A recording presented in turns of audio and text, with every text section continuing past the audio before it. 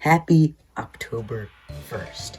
I know, it's very weird seeing me actually do a review not at nighttime, because typically I do like the lighting there, but, because I do plan on doing another review later today.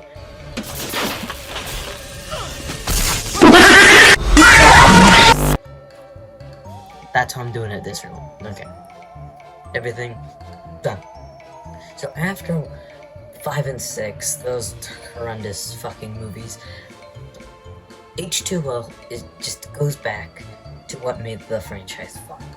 And that is like actually having a fun and engaging story. The conflict between Laurie and Michael in this film, in my opinion, is easily the best of the franchise. Some negatives of this movie is definitely Michael Myers himself. Well, I wouldn't say he's bad. Probably one of my more least favorite versions of Michael portrayed on screen, because the way he moves seems more like Ghostface rather than Michael, which, spoiler alert, one of the writers for Scream was on this film, so it does make sense. I still wish they just didn't make him so overly similar to Ghostface rather than to Michael himself, like the character he is portraying. But he's still cool. I do think some of the kills in this movie, I'm not gonna lie, are a little bland, but, some of the kills are also solid. Kills are perfectly fine. The plot and story, again, plot is probably one of my more favorites of the entire franchise. It's just simple. It's just going back to Michael and Laurie, and I just really love how this connects to the first two. It makes me like the first two even more just watching this film. Some of the excuses on Michael getting there to Laurie, a little stupid. Yes, they are. That is definitely one con as well. Especially the date thing. Like him having to come on a certain date, or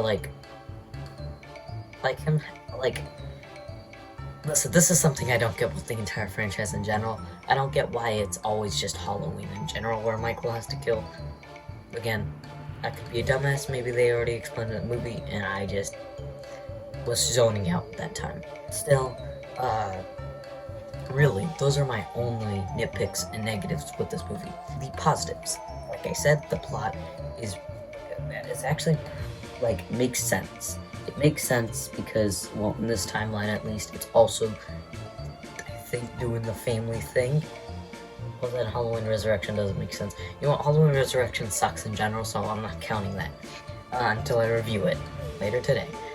Laurie Strode, with her son and shit, Michael Myers and shit, and boom, I just explained the plot. I'm terrible at explaining plots, so just search up the plot synopsis of H20, because I'm terrible at explaining plots. If you already watched the first 5 Halloween reviews I've done. Story, I still don't feel like explaining. I'm just gonna give it a big fat thumbs up because I do think the story is also pretty good. Writing, overall, well, I mean, the person that worked on Scream worked on this film, so you already know the writing's gonna be fun. And it is, it's really fun. Oh yeah, the beginning of the movie, so fucking awesome. Truly gets you into the mood. What was her name again? She was in Halloween 2. She also appeared in Halloween Kills. So she got killed twice. Yep. There's really no point of having her character in any Halloween films anymore, because her ass is just gonna get fucking murdered. But she is a cool character. Well, no, I wouldn't say she's a cool character. Her death is actually kind of sad, and that's kind of hard to say for the Halloween franchise, because most of the time, you don't really care about the characters that die. But in this case, I really do. The beginning is also actually kind of terrifying. It is definitely, in my opinion, the most scary, beginning of any Halloween film, at least to me. Laurie Strode and the characters. I need to talk about this first. Laurie's son, I really enjoyed him as a character. He wasn't necessarily my favorite, top notch like Jamie Lloyd, but he was definitely pretty entertaining. And I do like the conflict between him and Laurie about like Halloween, and like Laurie being like concerned in this film is more realistic than Halloween 2018's interpretation of Laurie. Like Laurie in this film feels more realistic and grounded, which I can appreciate. Her son is also pretty cool. Really love the conflicts involved in this film. Michael, again, like I said, not the best version he can be, but he's still fun to follow. The side characters, they're not the most memorable, but they're not like insufferable. They're kind of fun to follow as well. The goddamn TV turned off. That's awesome. Just pretend he's still there. Okay, just pretend he's still there. One final thing. The final battle is amazing, and I really wish that final battle was the fucking end of this timeline, because this would have been the perfect timeline. This would have been my favorite timeline. Okay, this is my favorite. I'll talk about it later. It would have been so perfect if they just ended this timeline here.